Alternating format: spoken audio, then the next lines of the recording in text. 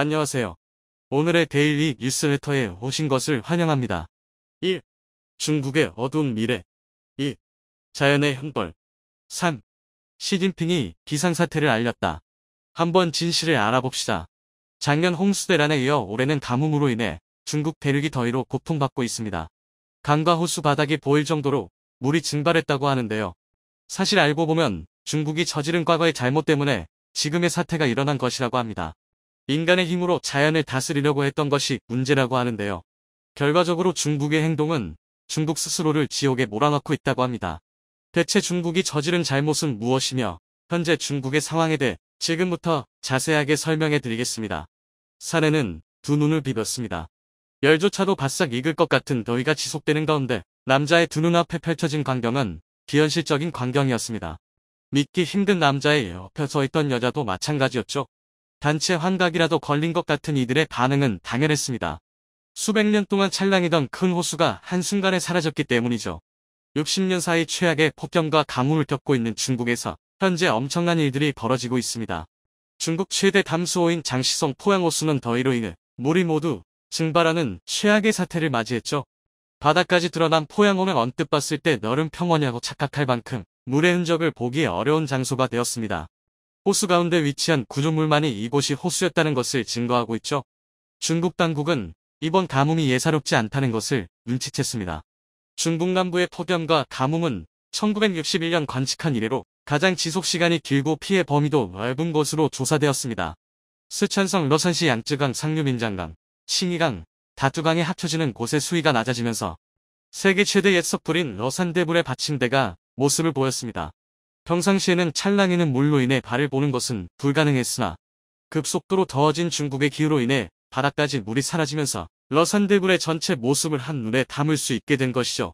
링윈대불이라고도 불리는 이 러산대불은 민강 옆 절벽을 깎아 만든 대불로 높이가 71m나 되는 중국 최대 석불입니다.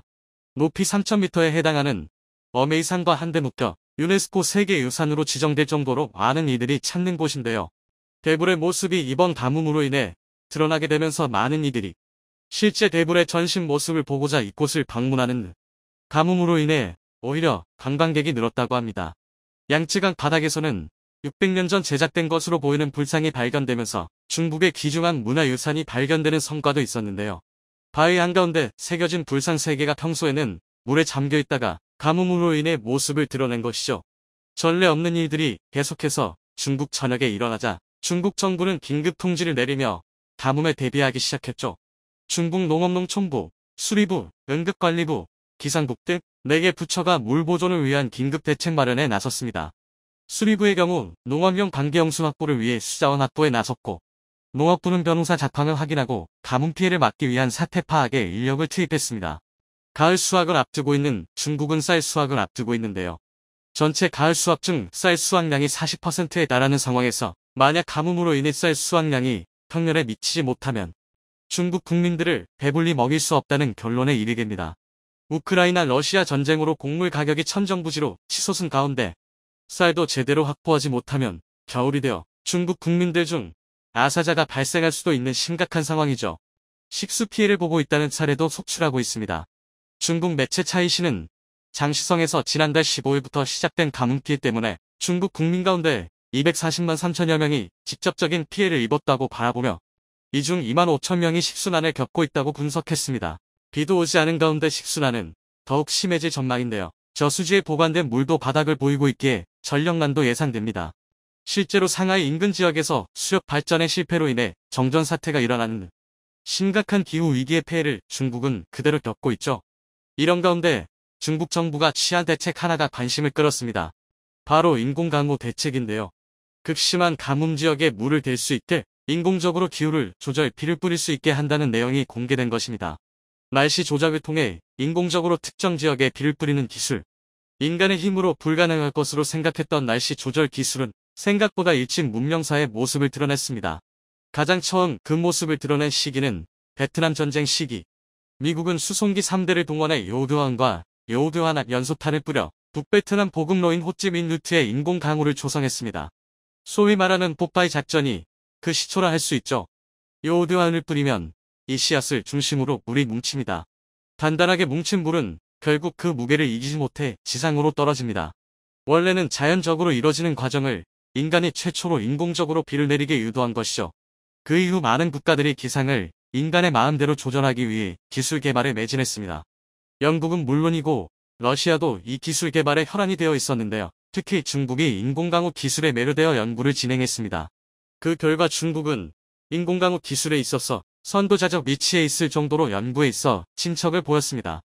홍콩 사우스 차이나 모닝포스트 SCMP는 최근 중국군의 보고서를 인용해 기상을 조작해 무기화하는 기상무기 개발 내용을 보도한 적도 있습니다. 인민의 방군 군사과학원 군사건설부 정판샹 부부장은 보고서에서 많은 강대국이 연구한 기상무기를 중국도 보유해야 한다고 말하며 미래 전쟁에서 기후 조절은 필수 불가결한 기술일 것이라고 전망했죠. 하지만 아직 완전히 인간이 원하는 대로 기상을 조절하는 것은 불가능한 영역이었죠. 변수가 많은 기상을 모두 통제하는 것은 현재 기술로는 힘든 일이죠. 그러나 중국은 물량으로 이를 어느 정도 극복하는 데 성공했습니다. 작년 중국 공산당 100주년 기념식 때 기후조작 기술이 적용되었죠. 해외 언론인 가디언에 따르면 중국 공산당의 행사 당일 맑은 날씨를 연출하기 위해 일부러 비를 내리게 했다는 보도를 했습니다. 중국 칭화대 연구원들이 환경과학 저널에 공개한 논문에 따르면 구름시 심기 작업을 통해 오랜 기간 공을 들여 행사 당일 푸른 하늘이 보일 수 있게 사전 작업을 했다고 하죠.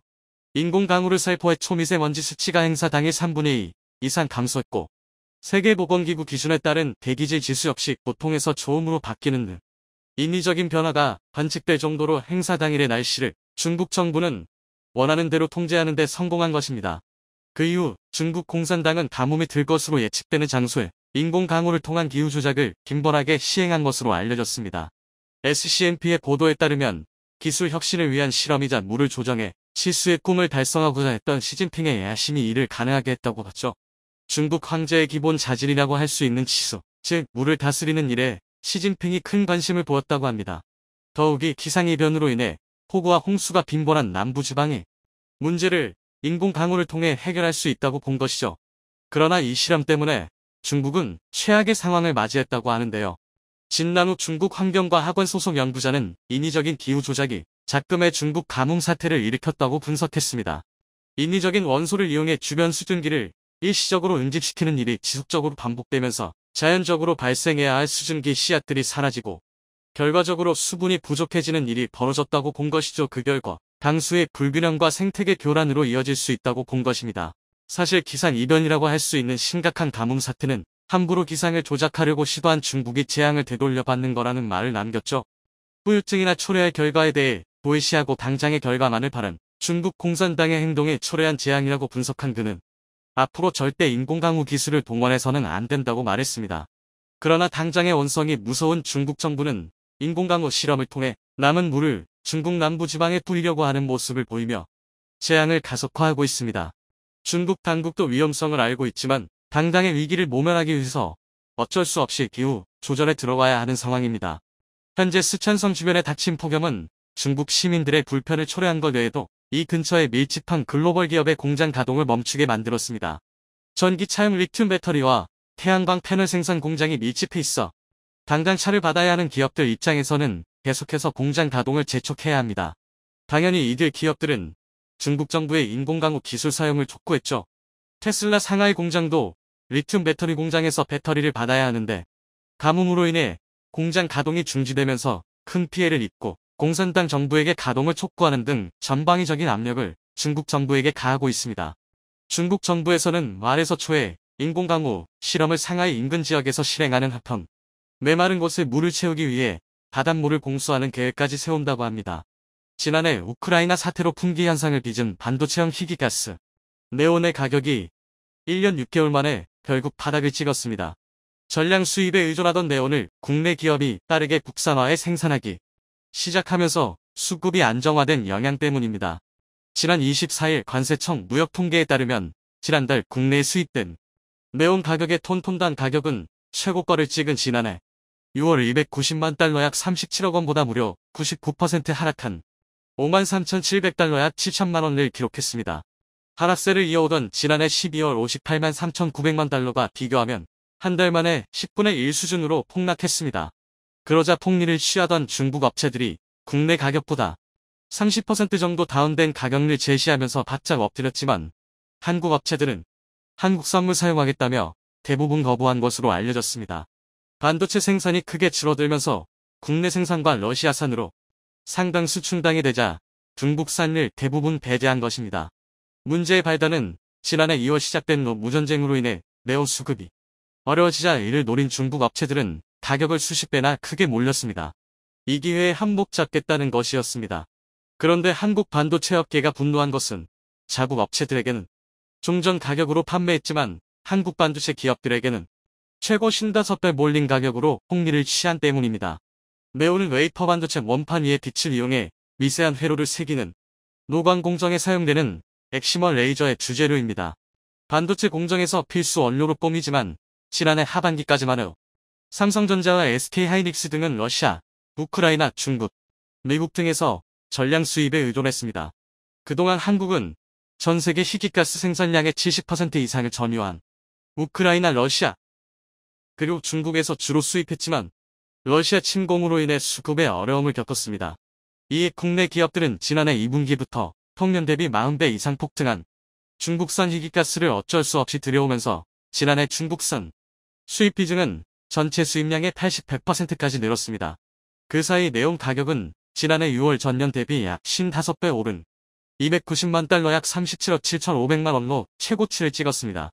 도표에서 보면 올해의 전쟁 발발 직후 2배의 가격으로 몰랐지만 3월 지난 우크라와 러시아의 공급이 크게 줄어들자 3월 대비 4월부터는 가격이 4배 이상 폭등하기 시작했는데 이것이 중국 업체들의 농간 때문입니다.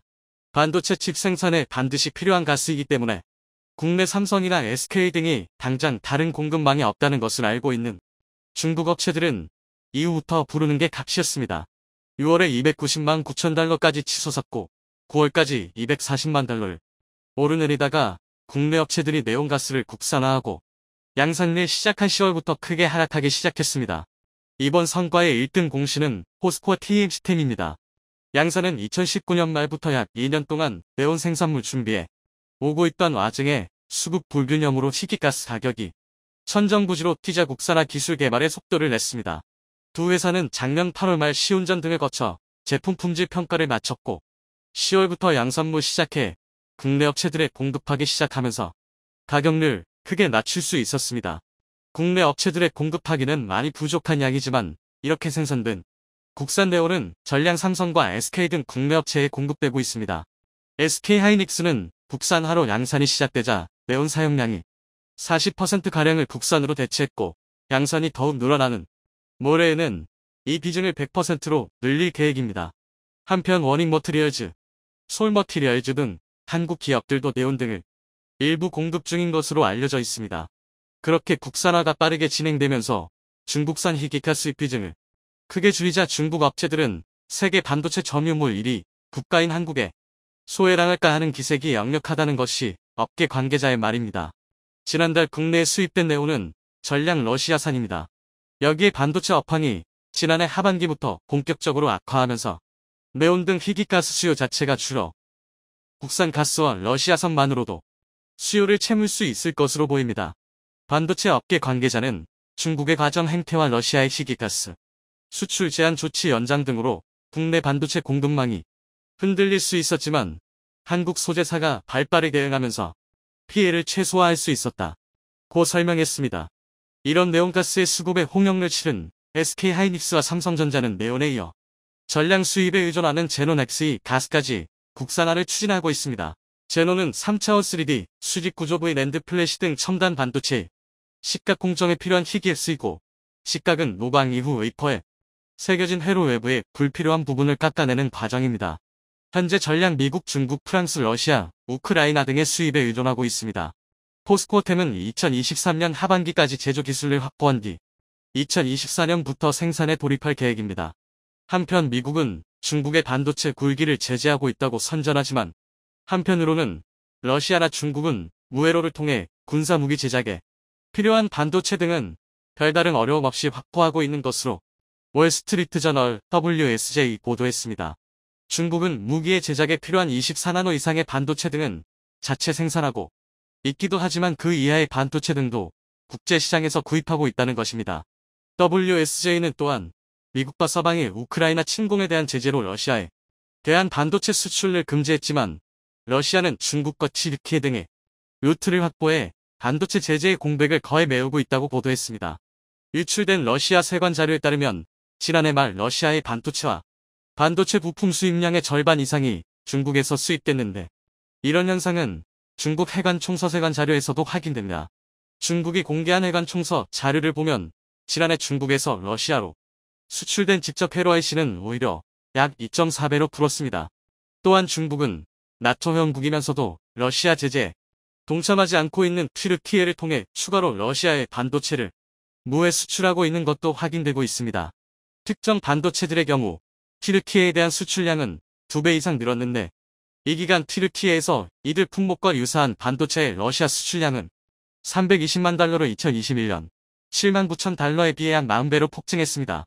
이달 초 미국 정보기관과 재무부 관리들이 튀르키예와 오만, 아랍에미리트 UAE와 국제 암시장 등을 방문해서 러시아의 물자 조달만 단속에 나선 것도 이런 이유 때문인 것으로 알려졌습니다. 미국의 중국에 대한 반도체 규제가 상당히 허술한 것으로 드러난 것입니다.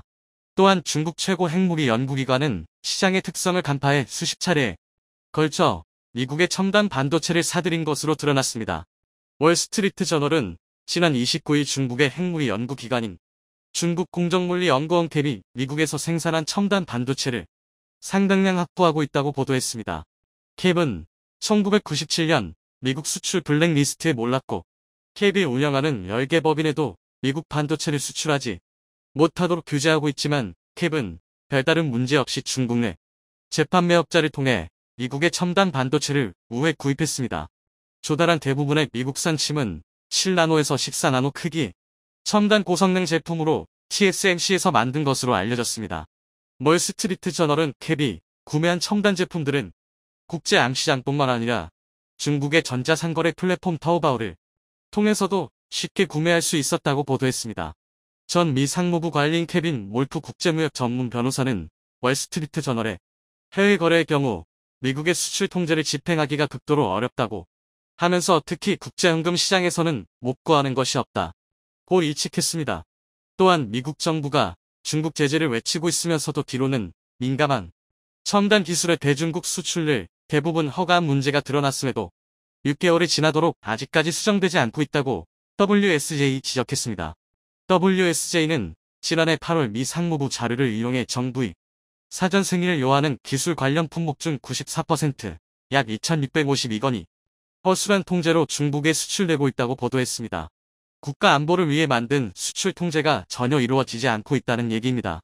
WSJ에 따르면 대중 수출이 허가된 품목에는 국가 안보 및 무기와 관련된 반도체, 항공우주 부품, 인공지능 AI 기술 등이 포함되어 있다고 했습니다. 이는 상무부가 국가 안보보다 무역 이익을 우선시하는 게 아니냐는 비판이 제기되고 있다고 WSJ는 지적했습니다. 이렇게 미국이 뒤로는 중국과 장사를 하면서 겉으로는 중국 반도체 제재를 위해 한국과 대만 등 반도체 제조국들이 미국에 협력해야 한다고 연일 외치고 있습니다. 전쟁의 시계가 조금씩 빨라지고 있습니다.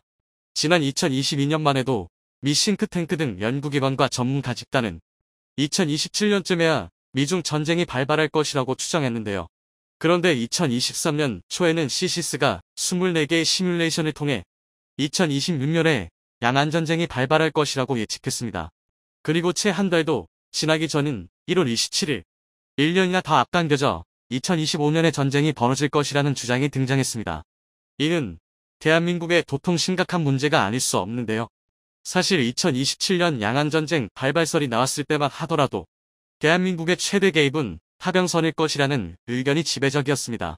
하지만 전쟁에 대비할 수 있는 시간이 점점 줄어들면서 이제는 대한민국이 중국의 직접적인 공격권에 들어갈 수도 있게 되었는데요.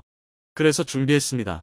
오늘은 국제 정세의 지각 변동을 일으킬 미중 전쟁에 대해 어디에서도 볼 수 없었던 가장 상세한 예측을 전해드리겠습니다. 중국의 대만 침공 시점이 지금보다 더 빨라질 것이란 관측이 미국 내부에서 잇따라 제기되고 있습니다. 심지어 2025년에 대만을 두고 미중 전쟁이 시작되리라는 시각도 있는데요. 더군다나 이는 평범한 군사 관계자나 전문가의 추측이 아닙니다. 지난 1월 27일 미국 MBC는 마이클 미니영 공군 공중기동사령관이 히앗 지휘관들에게 우리가 2025년 중국과 싸우게 될 것 같다는 내용의 메모를 통해 전쟁 대비를 지시했다고 보도했는데요. 마이클 미니허는 대한민국으로 치면 공중기동정찰사령관쯤의 직책을 역임하고 있는 미 공군의 사성 장군입니다. 즉 공군 대장인 건데요.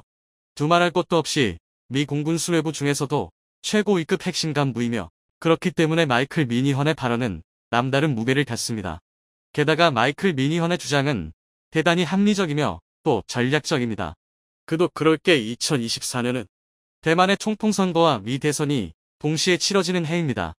양 국가 모두 선거로 인해 미중 갈등의 대비가 가장 약해지는 시기인데요. 즉 2027년 침공설과 반대로 전쟁의 발화점을 중국 내부가 아니라 외부에서 찾는 것입니다. 또한 대만 침공 사전 준비의 시간을 오래 투자할수록 불리해지는 건 중국입니다.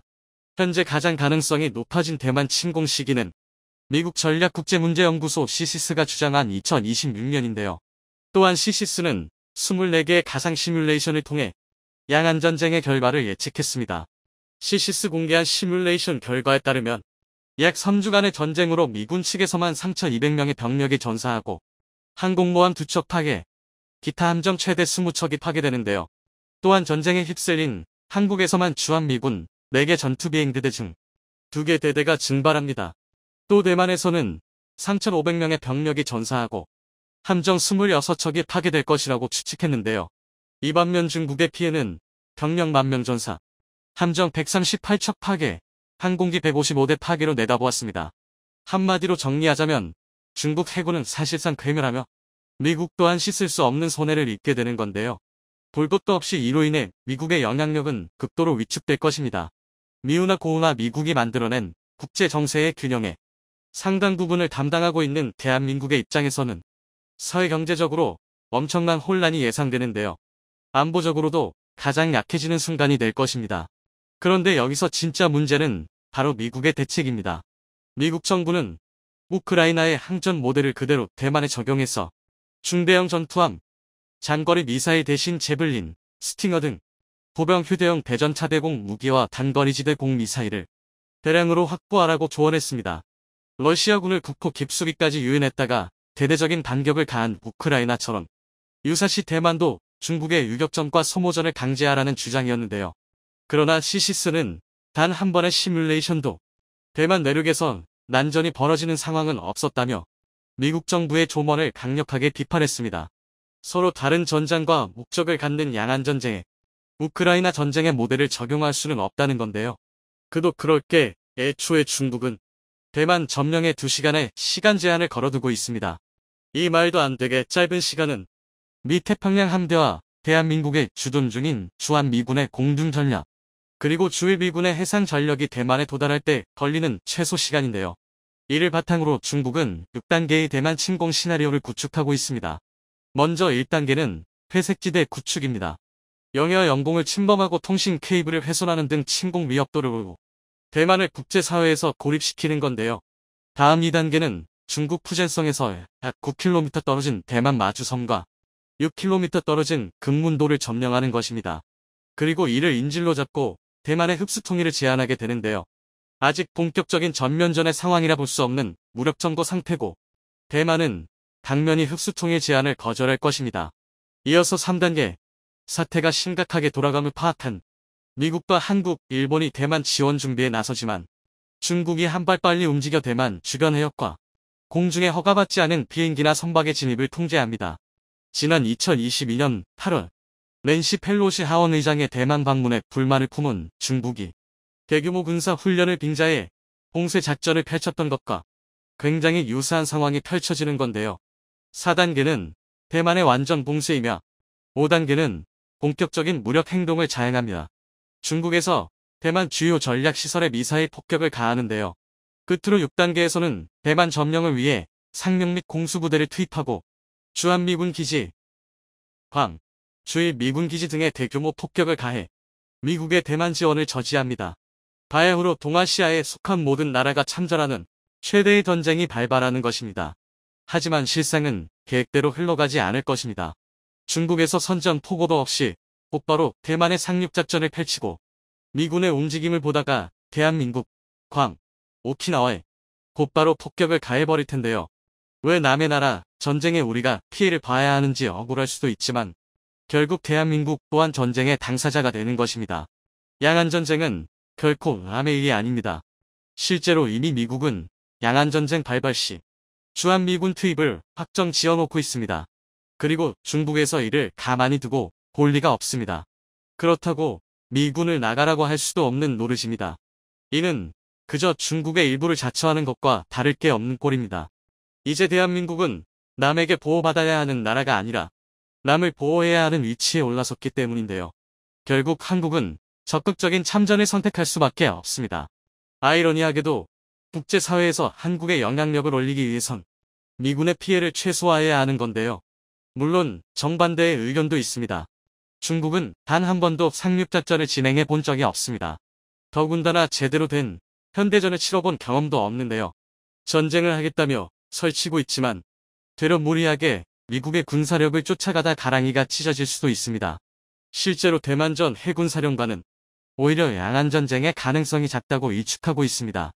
중국이 대만을 봉쇄하려면 세계 최대의 컨테이너 항만인 상하이 양산항과 컨테이너 물동량 세계 3위인 닝보 저우산항을 멈춰야 하는데 이는 곧 중국 경제에 되돌릴 수 없는 타격을 입힐 것입니다. 중국으로서 감수해야 하는 게 너무 크다는 건데요. 그렇다면 지금처럼 대만과 남중국해 일대의 나라들을 천천히 고사시키는 방향을 선택할 수도 있습니다. 지금까지 중국은 그렇게 물밑에서 비열하게 힘을 키워왔는데요. 그러나 당연하게도 이를 장담하는 건 어리석은 일입니다. 마치 어떻게든 일주일만 버티면 미국이 도와줄 거라고 안일하게 생각하는 대만의 전략처럼 말입니다. 전쟁은 절대 어떤 결과도 예측할 수 없습니다. 그렇기 때문에 대한민국은 양안전쟁의 참전은 물론 혼란을 틈타 북한까지 잃어버릴 수 있을 정도의 대비태세를 구축해야 합니다. 안보에서만큼은 결코 발굴급이라는 고사가 통용되지 않는다는 사실,